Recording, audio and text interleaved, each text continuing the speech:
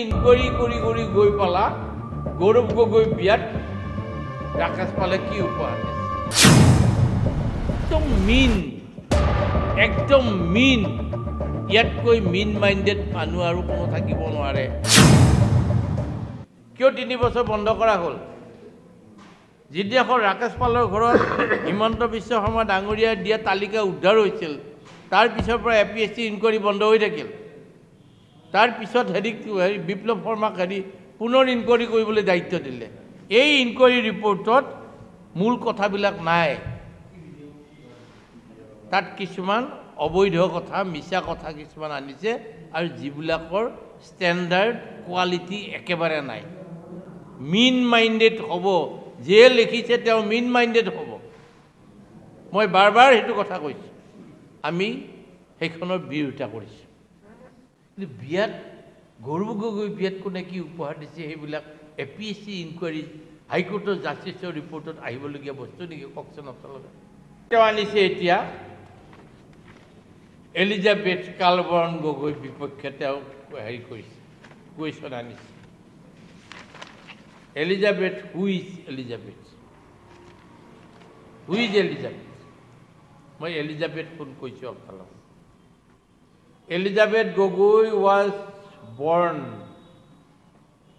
as Elizabeth Colburn in the United Kingdom.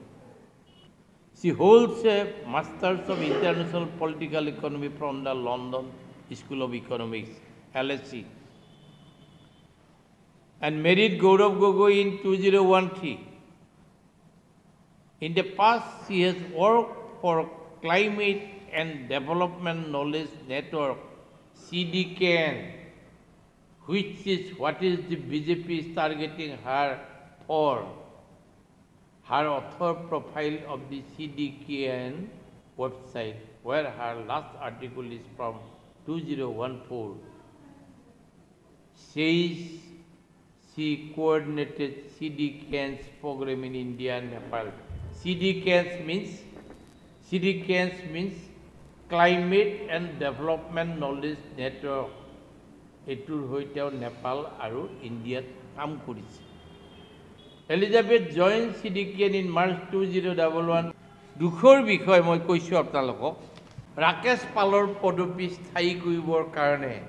বৰ্তমান মাননীয় অসমৰ মুখ্যমন্ত্ৰী গৰাকী যেতিয়া কংগ্ৰেছ চৰকাৰৰ মন্ত্ৰী হৈ আছিল তেওঁ আৰু গৌতম ৰয় ক্যাবিনেট মিনিষ্টাৰ আৰু এগৰাকী তেতিয়াৰ ফাইনেন্স মিনিষ্টাৰ তেতিয়া পিডব্লিউ মিনিষ্টাৰ অজন্তা নেও এই তিনজন মন্ত্ৰীয়ে জোৰ কৰি ৰাকেশ পালক নিযুক্তি দিয়াৰ ব্যৱস্থা কৰিছে ৰাকেশ পাল এৰেষ্ট হোৱাৰ পিছত তেওঁৰ সমগ্ৰ পৰিয়ালৰ ঘৰত পুলিচে চাৰ্চ কৰিছে ৰাকেশ পালৰ ঘৰত চাৰ্চ কৰোঁতে হিমন্ত বিশ্ব শৰ্মা ডাঙৰীয়াই কিমানজন মানুহ এপিএছচিত চাকৰি দিব লাগে তাৰ তালিকা ৰাকেশ পালৰ ঘৰত উদ্ধাৰ হৈছে সেই লিষ্টখন উদ্ধাৰ হোৱাৰ পিছৰ পৰা এপিএছচিৰ ইনকোয়াৰি বৰ্ড বিপ্লৱ শৰ্মাক আনি স্পেচিয়েল এটা ইনকোয়াৰি কৰিবৰ কাৰণে তেওঁ লগাই দিলে স্পেচিয়েল ইনকোয়াৰি কৰিব স্পেচিয়েল ইনকোয়াৰি বিপ্লৱে কৰিছে কি ইনকোয়াৰি কৰি ফেলে ৰিপৰ্ট দিছে